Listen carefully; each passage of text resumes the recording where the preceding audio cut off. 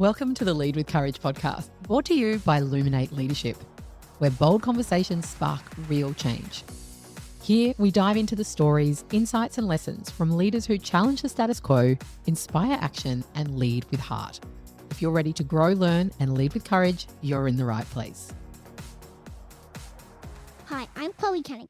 Illuminate Leadership acknowledges the traditional custodians of the land, which we record this podcast the Ligure and Terrible people. We pay respect to the elders past, present, and emerging. Hey, could I ask you a little favor? If you're enjoying the Lead with Courage podcast, could you please go and hit subscribe now? It's a small way you can support the show, and it helps us bring you even more inspiring conversations. Thanks for listening and enjoy today's episode. In today's episode of Lead with Courage, we are having a chat with Georgia Barkell, who is a managing partner at Sprint Ventures. This conversation dives deep into the traits of successful founders, the commitment required to build a billion-dollar company, and the significance of having a clear why. In this chat, Georgia highlights the hurdles of diverse founders and the hurdles they face in VC funding and the necessity for a broader representation and inclusivity, as well as her practical advice on how to seek VC funding effectively and the impact of structured milestones to maintain confidence and progression. This is such a well-rounded conversation with Georgia's reflections and the importance of having intrinsic fulfillment and making choices true to your values. We hope you enjoy today's conversation. Welcome back to the Lead with Courage podcast. You've got Andy here. Thank you for inviting me to your podcast, Cherie. I really appreciate it. But most importantly, not about that. It's about Georgia. Thank you for coming on the podcast today. Pleasure. Thank you for having me. Welcome. Thank you. And first question we like to ask is, what does Lead with Courage mean to you?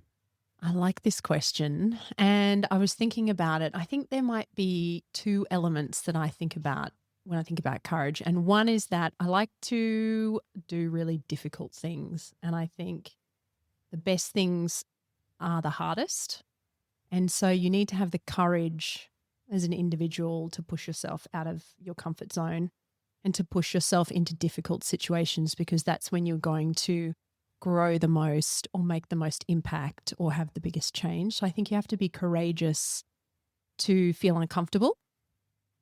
And then I think the other element to leading with courage is seeing and saying what other people don't want to say. So there's an element of this is confronting the hard things, but it's not really about that. I think it's about looking at the bigger picture.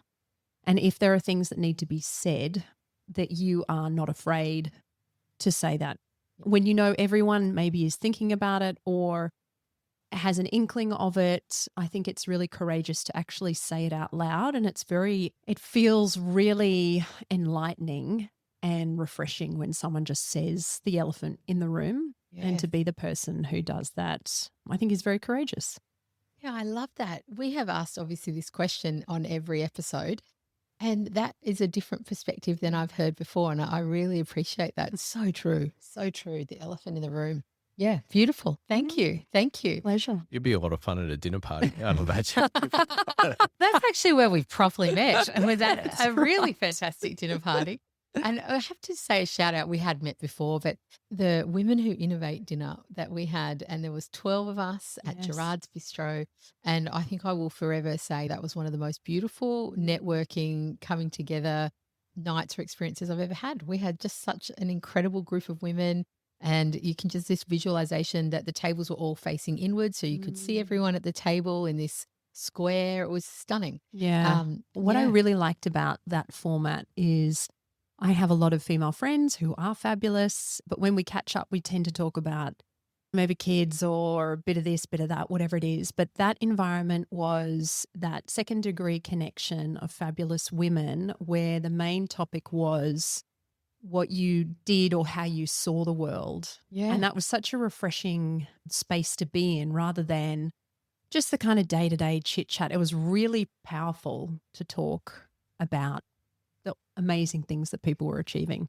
Yeah, it really was. And whilst this was not on my notes to discuss today, I'm feeling really inspired by it, because so often we can fall into either minimizing our stories or our achievements or our drive, ambition, desires, what it may be.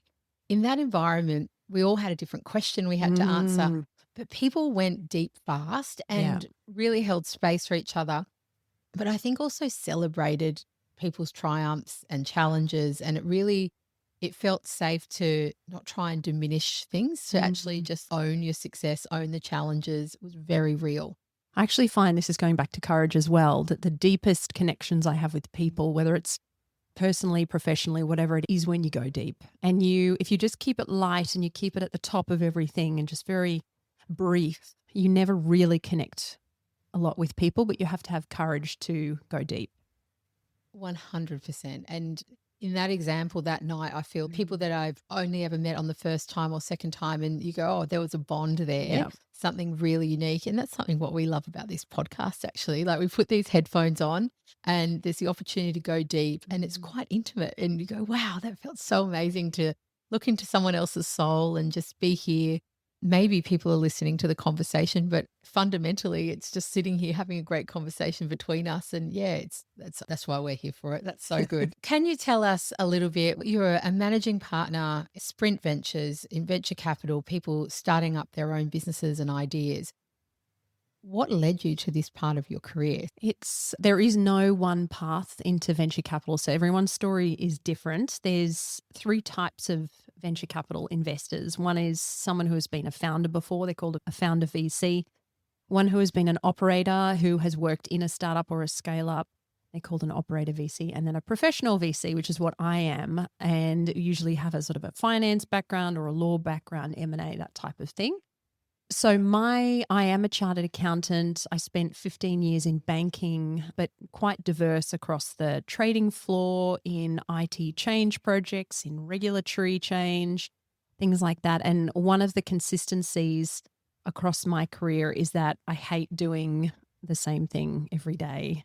Literally hate it. So for me, it means new roles, or it means new projects, or it means different functions as well. I've sat in the technology department, and I've sat in the finance department, and I've sat in the front office trading department. And so it's just all very, I like to change things, and I like innovation and technology. And so I spent a long time doing that. And then I had my 3rd child and really needed some more flexibility as opposed to what was on offer in the banking industry. And this was particularly overseas as well. And so I ended up working for a family office. And for anyone who doesn't know what that means, it's usually there is a family. It can be the 1st generation family, or it can be the 2nd or 3rd or 4th generation. And they have an amount of wealth that they want to professionally invest and manage. And so I worked for a family to help them with their investment portfolio. And that was a really enlightening experience in many ways, but probably the most significant was that I had worked at some of the biggest corporations in the world, and now I was working in someone's home on their personal investment portfolio. And it was a completely different working environment. And it just opened my eyes to the fact that you don't have to work for a big company. And I absolutely loved it. And so when I came back to Australia, I thought I would work for a family office again. And through all the conversations that I had with people to build out my professional network, I came across Sprint, who had just formed about a year before I joined. And a lot of family offices invest with venture capital. So it was a kind of a natural progression. And what I love about venture capital is investing in changing the way we live and making the world a better place. And Sprint in particular, our mission is to build a better future.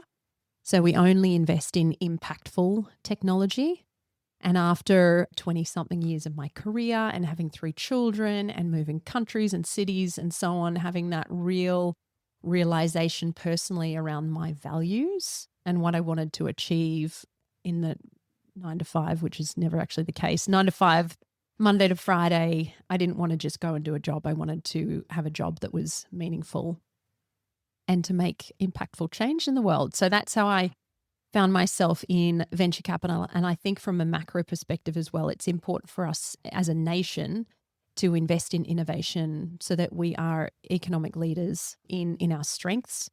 So in Australia, we have a number of different strengths around circular economy and sustainability and things like that. But it's also, there's a national resilience aspect too, which I think is quite pertinent with all the trade wars going on in the US, in that We want to make sure we have capabilities within our own country, whether that is manufacturing or even so far as to say defence. So I think it's really important as a country that we invest in innovation so that we are a strong economy and that we have national resilience. Brilliant. I'm curious to know, what countries have you lived in and worked in? I have lived in England twice. I wanted to live in lots of other places, but it just turned out that both times I moved overseas was England. But I have lived in the Gold Coast. I grew up on the Gold Coast, Brisbane, Sydney, Melbourne, London twice. Yeah, quite a broad experience. Yeah. And your kids in London as well? Did they live over I had there? my third in London. Okay. The first two were born in Sydney. Does Brisbane feel like home to you? To be honest, when I left Queensland in 2000, I wasn't sure I would come back. And I think Queensland was a different place back then. And being from the Gold Coast, which was a much smaller town, I really had the urge to go and extend myself. So I wasn't ever sure I would come back, but I am absolutely thrilled to be in Brisbane. I am overjoyed with how the city has developed and progressed. I'm super excited about the Olympics. I think there is a lot going on in Queensland, not just in Southeast Queensland, but everywhere, North Queensland, rural, regional. And I think that it's obvious with the net migration and the cost of housing prices going up, but everyone else is realising that too.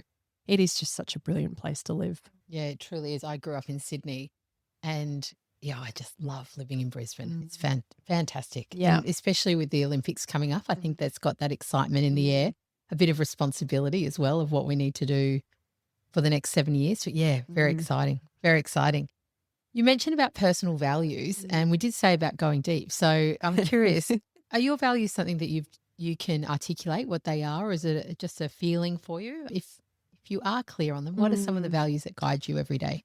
I think some of them are clear and others are just a feeling, as you said. I think I touched on it before, from a career perspective, I don't want to just turn up in a corporation and do a job. I want that to have meaning in some way. And one end of the spectrum is being a doctor and saving lives. And I certainly don't have the skills or the talent to do that. So in my space within finance, being able to operate in venture capital where I feel like I can make a difference. We invest in health tech, for instance, and aged care, and really making a difference to people's lives through the technology that we invest in is really inspiring for me. That's definitely a North Star. So having meaning in what I do, and I think that comes with age. I think that comes with having children, but it's really important for me, and I can't imagine that ever changing. I do think your values can evolve over time as well. I have, I guess, a deep rooting in ethical behavior as well. So for me, doing the right thing and making sure that all stakeholders to a situation are accounted for and are balanced is really important. I love networking and bringing people together and so I also hold a role on the government in the Innovation Advisory Council, and I love the idea of bringing government and private practice together and making sure that they can work together, but they're both equally represented. So things like that, just very, very clear on achieving objectives for everyone and fair treatment and being ethical. And so that there are a lot of my values too. Yeah, brilliant. I love that. That sense of doing the right thing. That's something that has always been with you. Maybe it has. I guess, I don't know really. As a kid, I think I was always quite conscientious. I'm also a middle child. And I don't know if anyone listening is a middle child, but one of the key... We're both eldest children. Okay. Yeah. Sorry. Okay. No, so I always thought I should have been the eldest, because when you're a middle child, you are neither and I'm one of three, so you are neither the eldest nor the youngest. And so you don't feel like you have a place. So a big personality of a middle child is to seek justice, to make sure that everyone is represented, that the eldest doesn't get favoured, that the youngest doesn't get favoured, and the middle one just sits there and there's no special treatment whatsoever. So there's a big focus on justice as a middle child. So maybe that's where it comes from. I don't know. But always very keen on doing the right thing. Saying that, However, it's not at the expense of innovation. Like I don't want to just be ticking boxes for the sake of ticking boxes. I want there to be evolution and change and moving forward, but I think it can be done in a balanced way. Yeah, with ethics at the same time. Yeah, Mm. beautiful, beautiful. A big curiosity for us and for me as a founder, but also just for leaders who are listening, people who are listening, I'd just love to understand from your perspective and from your colleagues' perspective, what are some of those traits that great founders have and the mindset? And I kind of just want to dig into that. When you see on Shark Tank, which is not exactly what you do, but at the same time, when you see people pitch their idea and their concept, like what is it that you look for? And what are some of those real standout traits and attributes that great founders seem to have? Okay, so there is a whole spectrum of founders. And if we think about the types of founders based on maybe the size or type of the business, I'm going to talk about one end of the spectrum. So in venture capital, we invest in founders who are building unicorn technology businesses. And what I mean by that is a company that is global. It is worth more than $1 billion. It has significant market share and is making a huge impact in the world. There are founders there can be individuals who have consulting companies that do, and then there can be people in the middle with businesses, a couple of employees, maybe a shop front or whatever it might be. There is a huge spectrum of founders and a huge spectrum of businesses.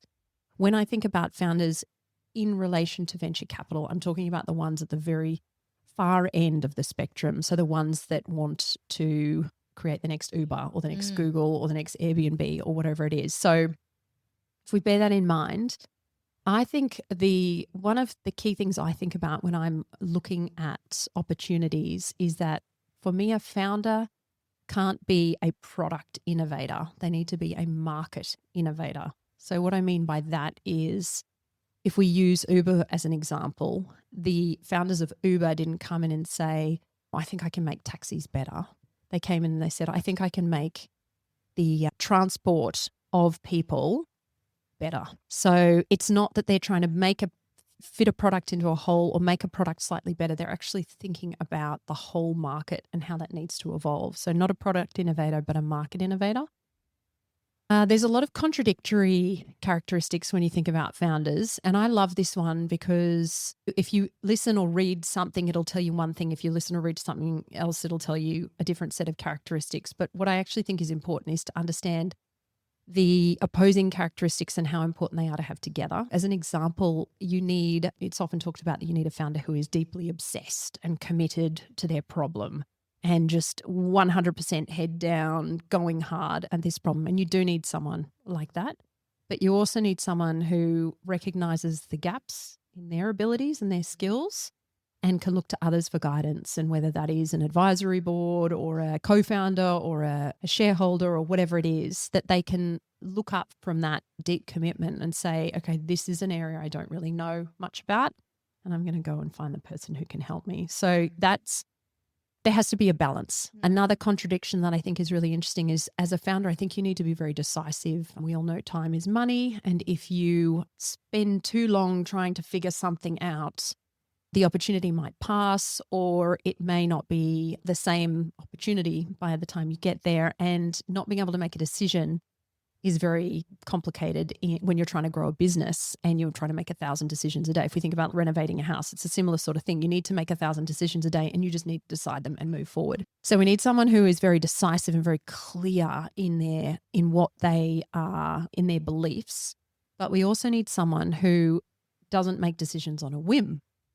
So it sounds like a contradiction, but we need someone to say, okay, I'm developing this product for the aged care market. But hang on, who else could use this product is the childcare market as well, okay?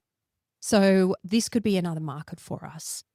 I'm not going to decide instantaneously that we're going to move to the childcare market. I'm going to do some research, some detailed research on this, but I'm going to jump on this opportunity. So you need someone who is decisive but informed at the same time. The other thing I think people don't fully understand, maybe until they're in the situation or they're seeing the situation, a founder who is trying to build a unicorn, it is really the most extraordinary commitment.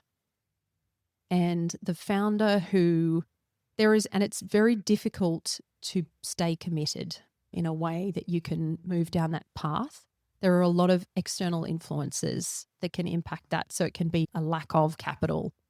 It can be personal things like children or partners or whatever it is. It can be all market influences, all sorts of things. And to be able to stay committed and focused and head down on building this company to the size that you have ambition for requires an inordinate amount of energy and commitment.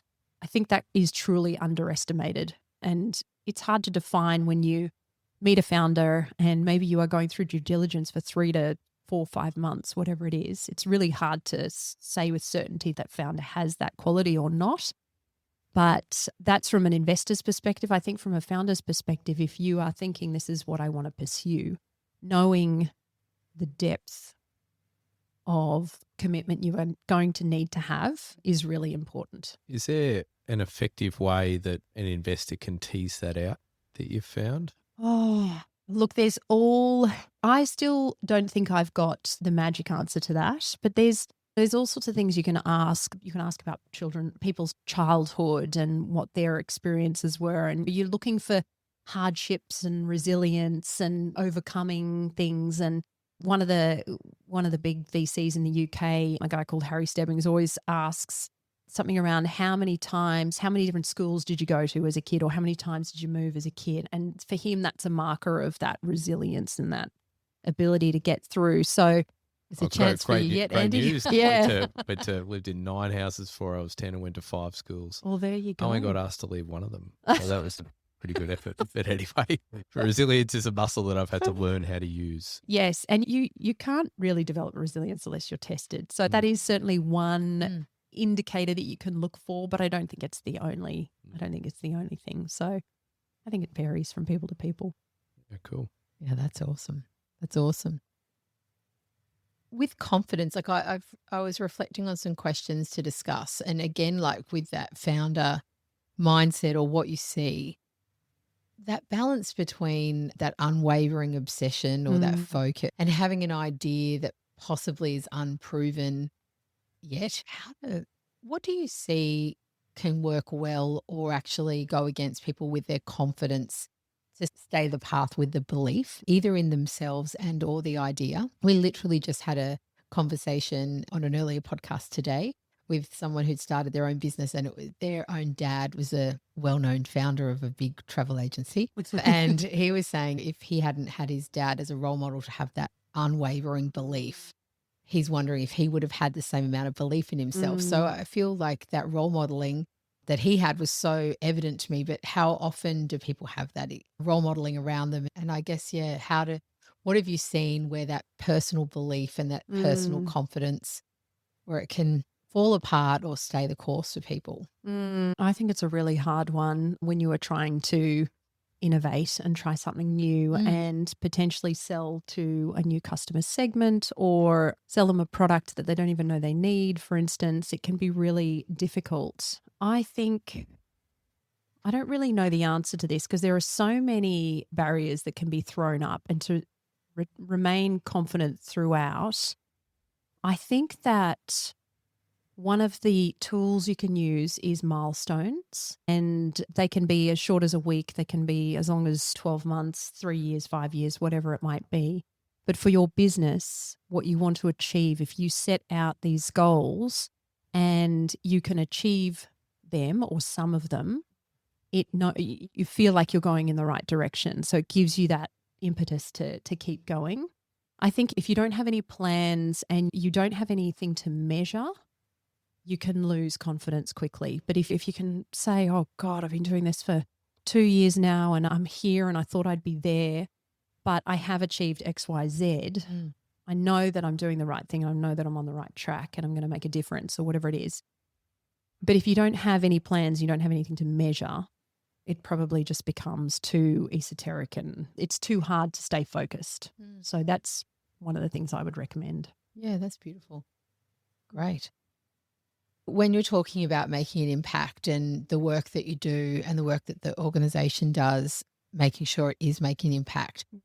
What's your experience with seeing founders with the why behind what they do and the success rate? How often is it really clearly linked for those who are in it just to make money and create a unicorn versus also can make money with an impact? Oh, I think the venture capital and the startup industry has become so trendy, maybe for want of a better word, over the years that a lot of people just think they'll do it because it sounds fun, and they have absolutely no idea how hard it is. And that is on both sides, being a founder, but also being an investor as well. And the simple fact is it is so hard. It is so hard. And if you are not doing it for the right reasons, I can't imagine you're going to succeed. If you just want to do it because you want to be the next Mark Zuckerberg and be worth $10 billion, I don't know that you're going to be able to succeed to do that, because it is so tough. It is so hard. There will be so many tricky things that come your way. And if you do not feel such connection to the problem you're solving, I just don't think you're going to make it.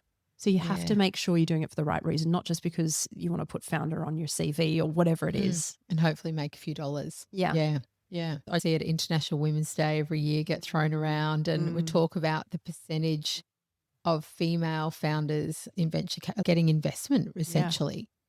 I believe what I saw was it's as low as 2%. Yeah. Is that accurate? Yeah, that's not far off. Globally, it's somewhere between that kind of 2 to 4%. And in Australia, similar? Probably. Yeah. What's the challenge there? I think there are a lot of systemic challenges to this number. I think that fundamentally there's not enough women investors out there. So that's twofold. The problem is twofold. One is that women, and the other thing is this isn't just about women either. It's about all sorts of diversity. It's about immigrant founders. It's about younger founders, older founders. It's about neurodivergent founders, things like that. So it's not just women, but if we use that analogy, then it's easier to talk about because it's 50% of the population. Yes. But there's not enough diversity in investing teams. So there's no one for that founder to approach that feels familiar. And the other thing is there's not enough perspective in funds and on investment committees to consider the differences of diverse investment opportunities. If we want to break it down, and we're not just talking about founders necessarily, but it's diverse investment opportunities. If you don't have a representation of perspectives, different perspectives on your investment committee, you're going to invest in the same stuff. And there is an evolution happening within the industry. There are many more women.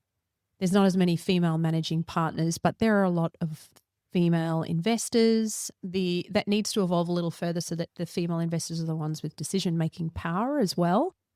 But until that happens, and we know these things take time, that is always going to be a barrier.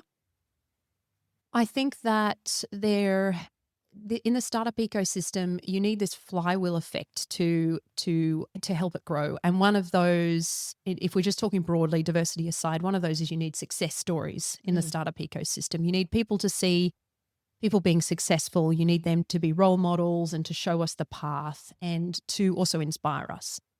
So on a diversity level, we need diverse founders to have success as well. And those stories are coming and they are already here, but we need more of those to come through. So that, again, will take some time. I do think potentially there is a mindset difference in different types of founders. So with women, for instance, we know this is a common occurrence when women apply for jobs, for instance, that they feel like they need to have 10 out of the 10 characteristics or skills before they apply for it.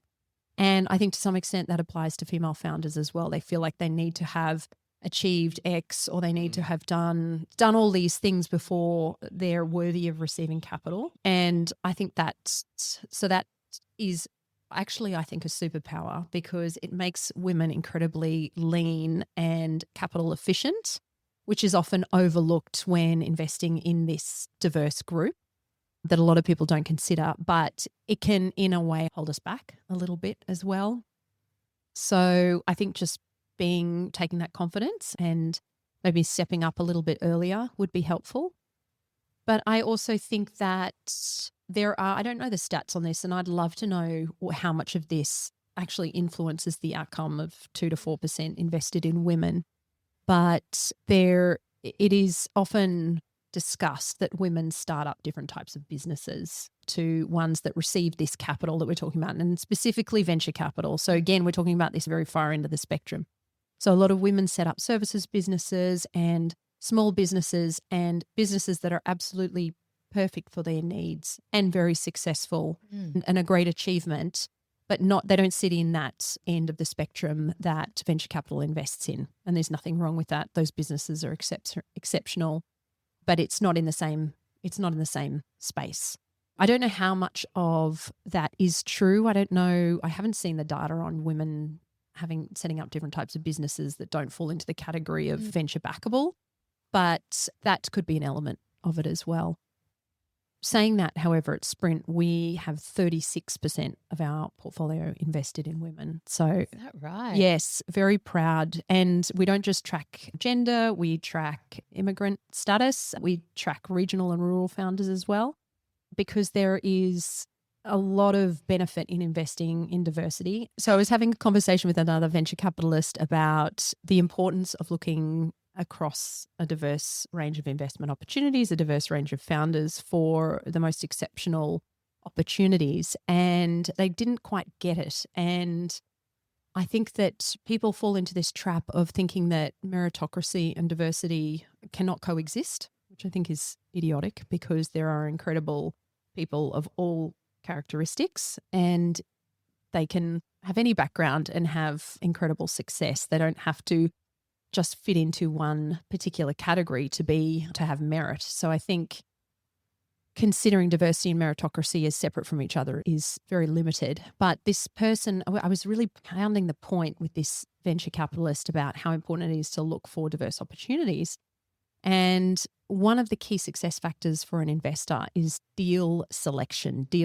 So it's how successful you are at selecting the best deals, right? So if we see hundreds of deals a month, and by deals, founders coming to us asking for funding, if we see hundreds of those a month, we need to pick the best ones. That is predominantly what is going to drive our success as an investor. And if your universe of deals is only so big because you are only considering 30-year-old white male co-founding teams, then you are simply not going to be picking the best deals. From a business perspective, it makes huge sense to be looking across the whole industry for the opportunities. And finally, it clicked for this person.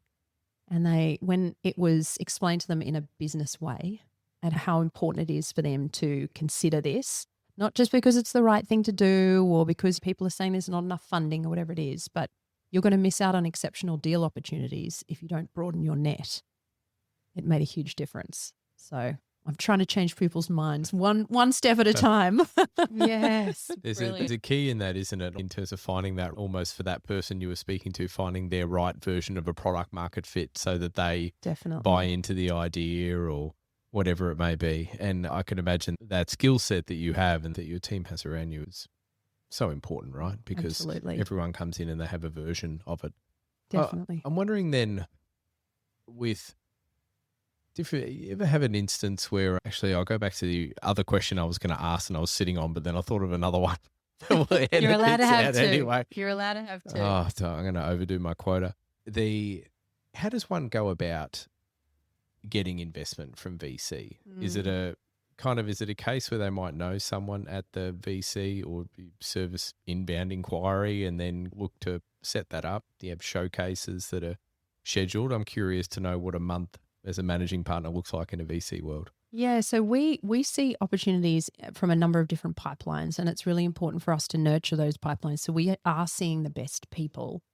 And there is the simplest way, which is every venture capital investor will have a form on their website to apply for funding, every single one of them. So you can just go in cold, you can just spam 100 VCs, just go that way. That is one way. And we spend a lot of time building our brand in the market so that when founders are looking for capital, they think, oh, I remember seeing Sprint at this event or on this panel or whatever, and they seemed like really great partners to my journey. So I'm going to apply to them. So cold inbound is one way we see them. Another way is we nurture a lot of relationships with accelerators and incubators and universities. So if you're coming through that pathway, you should be meeting investors. If you are not meeting investors, your program is not doing a very good job. So they should be connecting you with people. Definitely through referrals. So that could be even through service providers, through accountants and lawyers and fractional people that work with startups and all sorts of things. I would say the best cut through, because we do see a lot, is through a warm introduction. So if you know someone who knows someone, but even before that, I would say make your outreach targeted. So if you are setting up an aged care technology business, there are specific investors in that space, including Sprint, for instance. So I would be going to them first. And you could speak to 100, 200 different investors, which is going to take a lot of time, or you can make it really targeted. And I wouldn't leave the connection building until you need capital. I would start it sooner than that. And if you can, and if there is a way to get a warm introduction, that always helps cut through just the sheer volume of applications we get. But the other thing I would do as well, if we go right back to the start, and I keep talking about this sort of spectrum of businesses, is everyone thinks that venture capital is for anyone. And I need money for my business, so I'm just going to go to a VC. And VC will only invest in a company that truly has global ambitions to be worth $1 billion or more. That is the type of business a venture capitalist will invest in. And it's very hard to quantify what that looks like when you are a pre-product or a pre-revenue kind of business, but it's really about the ambitions of the founders and the market size. In addition to the competitive landscape, particularly in technology, there's just so many different businesses in your space. If you say you have no competitors, you have not done a market scan. And your market scan needs to be broader than Australia, because we all know the Australian market is tiny. If you want to create $1 billion business, you have to go offshore. So you need to be doing a market scan on the next 2 or 3 geographies you're going to expand to. So making sure that you are positioned as the right opportunity for that type of investor. And there's different ways to get money as well. It's not all venture capital. Venture capital is like for 0.1% of the companies, and it is really difficult to get. And that's what VC is looking for. There's lots of different other ways to get capital, lots of other ways to grow your business. And most of the founders I see, don't tell anyone I said this, but I tell them, don't take venture capital, because it's not right for them. It's not right for them. They don't want to commit the next 15 years of their life to growing a $1 billion company and maybe forsaking their personal relationships or whatever it takes them to grow that. And that's okay. Not everyone needs to make a business like that. There are 100 different ways of growing a business and many different ways of getting capital. That VC is just one part of that. Yeah, that's so interesting. Thank you for that. Wondering, have you ever had a founder come in and do a pitch, but for whatever reason, what they're pitching for maybe isn't the right product market fit. And then you, as a venture capitalist and a panel of people, actually sit there and spin the idea a different way. Does that make sense? Yeah, absolutely makes sense. Yes and no. It's not quite as clear as that. It's not like we all come to this light bulb moment at the end of the 30-minute pitch and we've got this great new strategy. Like a romantic comedy. Yeah, it doesn't quite happen like that. What will happen is a founder will come and do a pitch and the investment committee will challenge them on certain things. And there may be elements that come to light that are helpful and can steer someone in the right direction or to the right segment of the market or whatever it might be, but it's not a revelation, so to speak. Okay. So it's going to be 5-10 degree increments to hone in something. Yeah. Because you'd assume by the time they get in the door and they're pitching for a VC, yes, they have done a certain amount of scrutiny attached to their idea or attached to what they want to put forward to begin with. Definitely. It's unlikely to be a 180 degree turn. So you're going to pitch for healthcare, you should actually pitch for defense. Yeah, exactly. Okay, so it's unlikely to be a 180 degree turn in the pitch. But there's 2 things I'm going to add to that, which is confusing. One is that we're not so fixated on the product they're trying to build itself, because we know that can evolve.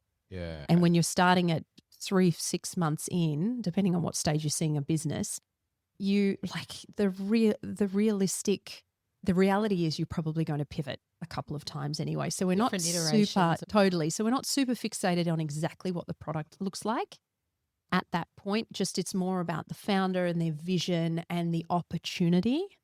I'm talking if this is really early stage. If they are in market and generating a decent amount of revenue, they should have a good idea of where they're going. You don't want to do a 180 shift then.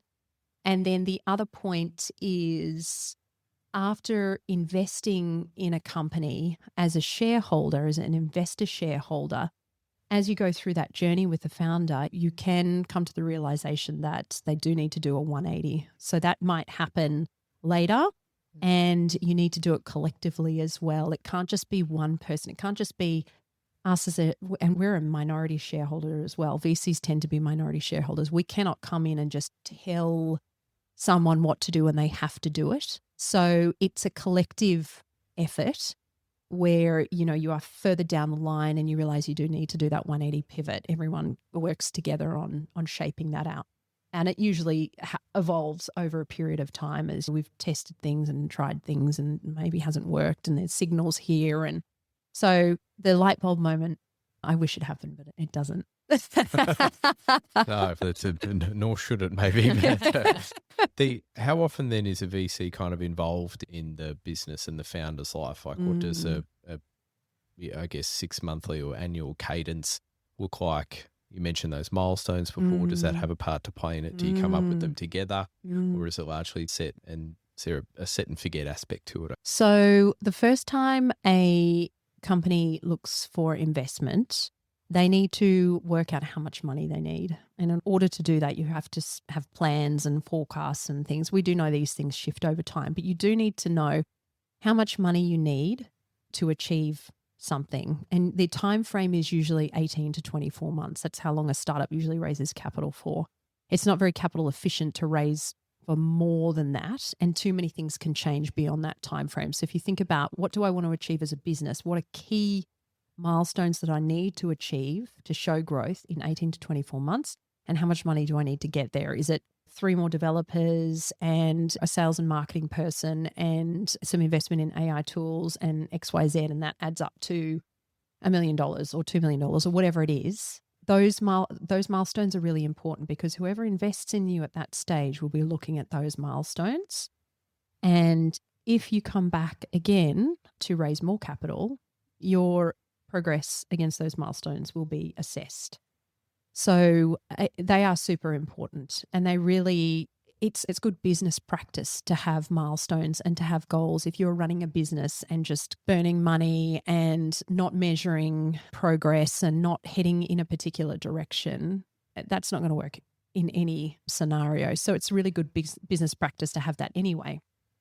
Saying that, it's funny, a lot of people still don't see the importance of it. But let's say you come back to raise more capital and you have reached a good portion of those milestones, and the traction is moving in the right direction and everyone's feeling positive, and the people who invested in you want to invest again.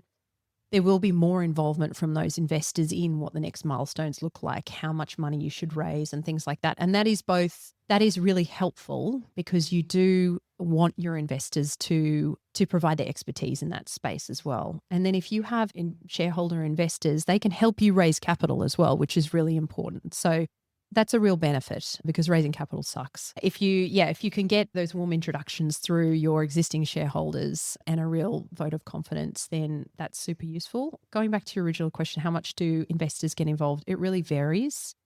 And there is an argument for and against how much investors actually help. So I think that has to be tempered as well. At a minimum, you should be sending your shareholders, and this is not just your investors, your shareholders. I think it should be monthly reports, just highs, lows, what we're trying to achieve. This is the balance sheet and the P&L. I think that is really important. Again, just good business practice to do that on a monthly basis. No one wants you to be spending a whole day putting the report together. So it should be really succinct and it should be very reflective and really so you've got that communication with your shareholders and they know what's going on. Then you can utilize your investors and your shareholders as much as you need to. So a lot of people raise capital from strategic shareholders. So they might be, if they're in the aged care space, It might be a health insurer that has a large aged care business. And so you want to work with them to help design products and trial products and things like that. So they will be very involved. Or you might bring in an angel investor who is really prominent in this industry that you're operating in, and they can help introduce you to customers or whoever it might be. So founders should be using their shareholders when they can. There shouldn't be a thanks for the money and I'll talk to you again in 18 months when I need some more more. money. Yeah, because that's just it's not productive. You have all these people that potentially have skills that fill gaps or connections that can be made. So you should be using them. But I do think that it can be balanced so that people aren't getting too involved if they're not adding real value. Thank you. I'm curious for you in your role, what does a typical month look like? I'm not going to say week because I feel like there might be too much variety, but in a month, what are some typical parts of your day?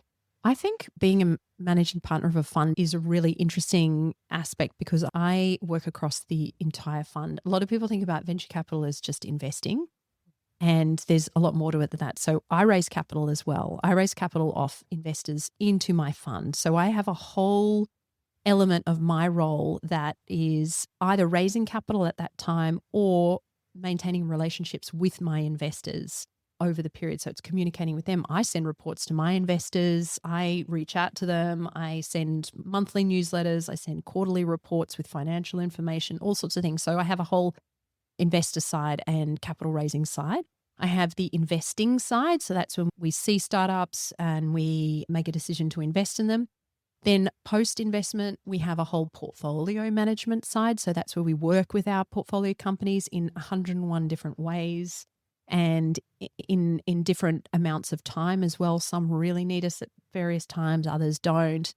Some will spend a session a week with for 6 months and on all sorts of different things. So that really varies as well. And then the fun part of having a fund, which no one talks about, is that we are a financial services business. So if you think about the bank, we're not a bank at all, but if you think about a financial services business like that, we have a huge amount of back office. So regulatory and compliance and governance. And that is super important. It's sexy. It's super sexy. But we are licensed. So we are regulated by ARA and ASIC, by the Corporations Act.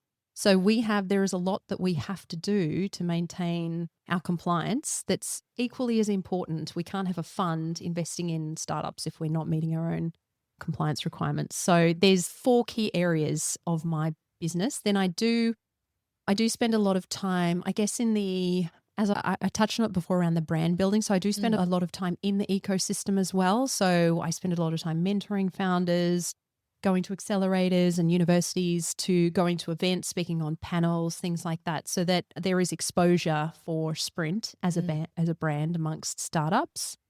And I particularly favor with regards to, I get a lot of people reaching out to say, can I get some of your time? Can I throw this idea by you?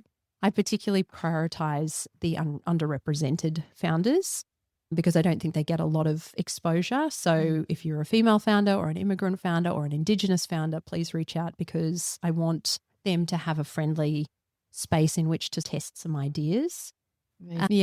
And traveling as well. So I try to travel as little as possible because I have 3 children, but I'm probably on a plane once to twice a month. Okay. Mostly to Sydney. I love going to Melbourne, but I haven't been yet this year. I'm going up to Townsville in a couple of weeks. And I was in the States earlier this year. So yeah, a bit of travel as well. Brilliant. And when you're traveling at different events, different expos or what? Yep. I usually try to anchor a trip around a conference or something like that. But then we've also got portfolio companies across Australia. So I'll always try to see my portfolio companies when I'm in that city as well. My investors, I try to connect with my investors. And then founders that we might be looking at, that we might be going through due diligence, if I can meet them face to face, that's really powerful as well. Yeah, it's usually pretty packed. Yeah, wow. And you did say earlier that you like the variety of not having to do the same thing. Yes. That's what killed you in the boredom of it in the last role. Okay, I don't think you have that in this role at all. Literally every day is different. Oh, that's so great. Yeah. So great. Did you go to South by Southwest? I did last year. I was on a panel as well. Oh, Yeah, which fantastic. is really fun. Here in Sydney or Yeah, in the Sydney. States? Yeah. Yes. Oh, I'd love to go to Austin. Yeah, I What's was on the gonna- bucket list? I had one question in regards to tech startups or startups in general. Mm. When they're moving through that phase, we talk about different methodologies that tech companies use, like agile or whatever it may be. Mm. Do you have a view on them, and what have you seen work well and not so well? Are there lessons that can be shared there? Oh, that's a good question. I think it's really a case by case basis. I think that if you are a market innovator, you're going to have to test things out. So I think being agile is really important, and using that methodology where you are trialing product market fit through experimental kind of go-to-market approaches, I think is really important, but it really varies. If you're in health tech, for instance, or ed tech, and your customers are big governments or big corporations, then you need a different approach because your go-to-market is going to be very different. So case by case. Yeah, okay, cool. When you said you work with lots of founders and a little bit of mentoring and the incubation stages with the schools, the unis, what's one piece of advice that just keeps coming up that you find yourself repeating to people that you could share here today? I think the biggest thing is the misconception that venture capital is for everyone. And that's why whenever I'm talking about it, like on this podcast today, I try to explain where it's suitable. I guess the important thing to understand is understanding if it's suitable for you. But also the other thing I like to touch on is understanding what you're getting yourself in for as well. So if you are wanting to build $1 billion unicorn company, global impact and so on, and you take venture capital, I like to say you're getting on the train. You're getting on the train and you will never get off the train. So those investors are expecting you to grow at huge growth rates, exceptional growth rates, and they want you to raise capital every 18 to 24 months, and they want your growth to be off the charts. So if you take venture capital, that is the expectation of where you're going. And you can't just take VC once and then think that will be it, because you simply won't grow big enough. And I think it's important to realize that. It's not just that you're going to have the ambition and the reserves and the focus to build this business, but that you are going to have to do it with shareholders who have expectations of returns. If you're looking for VC, just bear that in mind as well. You just know what you're getting yourself into. Yeah, absolutely. And maybe not just getting on the train, but the Shinkansen on that fast train. Totally. Totally. That's awesome. That's awesome. Georgia, we have a little on the podcast where I've got a couple of cards. We play with these in some of our workshops and just randomly selected. So if you wouldn't mind grabbing one, reading it out and answering it, if it really doesn't speak to you, you can redraw. What is something you have learned recently that you are grateful for?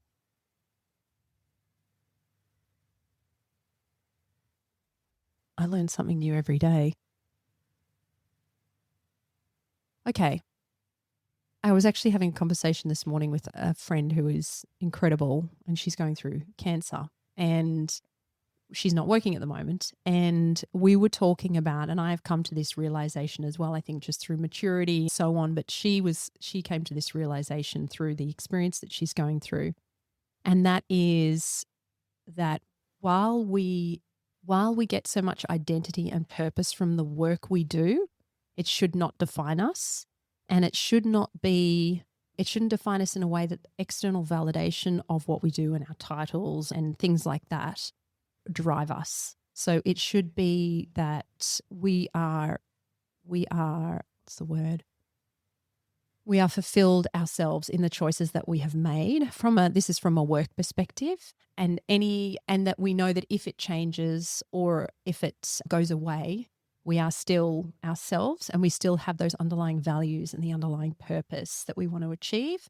And the rest of the market around us and the social perspectives on titles and what you're doing and what you're not doing and all that sort of stuff shouldn't matter. And so I think I'm really grateful, and this maybe goes back to your point around sort of confidence. In age brings confidence, which is lovely. When you get to a point where I've been working 20 plus years, where you actually just feel like you believe in yourself and you all that other stuff doesn't matter. And as long as you're staying true to what is your North Star, none of the other stuff matters. So I'm grateful that I have learnt recently that the choices we make are our choices alone, and it doesn't matter what anyone else thinks. Beautiful. I wish your friend a lot of health and Thank you. luck and wellness. Yes.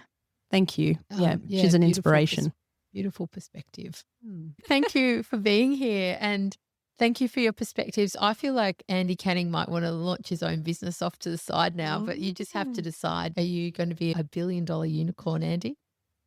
Or that? Oh, I'd love to be. I think that the product. It's a lot of work. A lot of work, and the product that I'm thinking of, I don't think is quite $1 billion industry, maybe globally. Maybe you can talk about that offline. You've got ideas. That's my crocodile that I'm wrestling with at the moment, but it's a good one. It's a fun one. But also, I think people feel like they're a failure if they haven't received venture capital backing or whatever. That is not an indication of success whatsoever. So everyone, whatever you're working on, whatever you're building and whatever you're achieving is exceptional in its own right. And don't worry about the other stuff. Thank you for being here, and thank you for your wisdom, and beauty, and the radiance that you have. Thank you for your time. Thank you both. And that's a wrap on this episode of Lead with Courage. Thank you for joining us.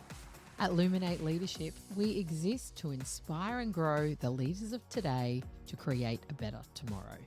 We believe that the people are the number one asset in every organisation, and we're here to support you in developing yours. You can see all the work we do on luminateleadership.com.au or across all of our socials. If you found value in today's episode, we'd love for you to follow, rate and share the podcast with others who are also passionate about leadership. And until next time, keep leading with courage.